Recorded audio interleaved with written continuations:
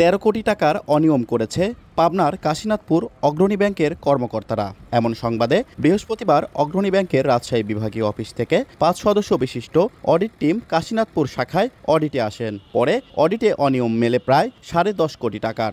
এ সময় স্থানীয় থানায় খবর দিলে গ্রেফতার করা হয় কাশীনাথপুর শাখার ম্যানেজার হারুন বিন সালাম, ক্যাশ অফিসার সুব্রত চক্রবর্তী ও সিনিয়র অফিসার আবু জাফরকে। পরে রাতেই অডিট টিমের সদস্যরা রাজশাহী ফিরে যান। এ ঘটনায় চরম অনিশ্চয়তায় ভুগছেন ব্যাংকের গ্রাহকেরা। ব্যাংকে টাকা রাখতে সাহস পাচ্ছেন না তারা।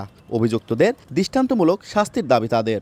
এত টাকা যদি লাপাত্তা হয়ে যায় ব্যাংক থেকে, এত বড় মানের একটা ব্যাংক, আর এখানে যদি গ্রাহকরা এই ধরনের নিউজ যদি পায় তাহলে গ্রাহকদের পর্যায়ে একটা হতাশা কাজ করবে। গতকালকের যে ঘটনা ঘটেছে এর থেকে কিন্তু আমাদের ব্যাংকের প্রতি আস্থা হারিয়ে ফেলবো। যারাই টাকাটা রক্ষা করবে তারাই বক্ষক। বিকাশে কম খরচে ক্যাশ আউটের লিমিট বেড়ে 50,000, প্রিয় এজেন্টও 2টা।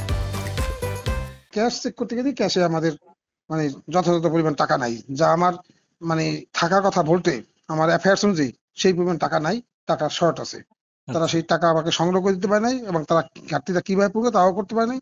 বাদ দিয়ে আমাকে আইনে আশ্রয় নিতে হয়েছে, কারণ আমার তো বলতে তো আমি টাকা কম রেখে আমি বের হইতে পারি না।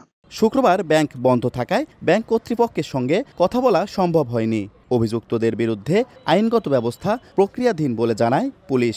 বিষয়টি যেহেতু অর্থ সংক্রান্ত বিষয়, এটা দুদকের শিডিউলভুক্ত একটা মামলা।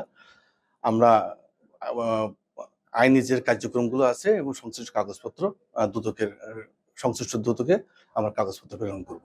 এর আগে গত 23 এপ্রিল ভুয়া প্রকল্প দেখিয়ে অর্থ আত্মসাতের টাকা ভাগাভাগির সময় হাতে নাতে গ্রেফতার হয় পাবনা পানি উন্নয়ন বোর্ডের 2 প্রকৌশলী। সবুজ মোল্লা, সময় সংবাদ, পাবনা।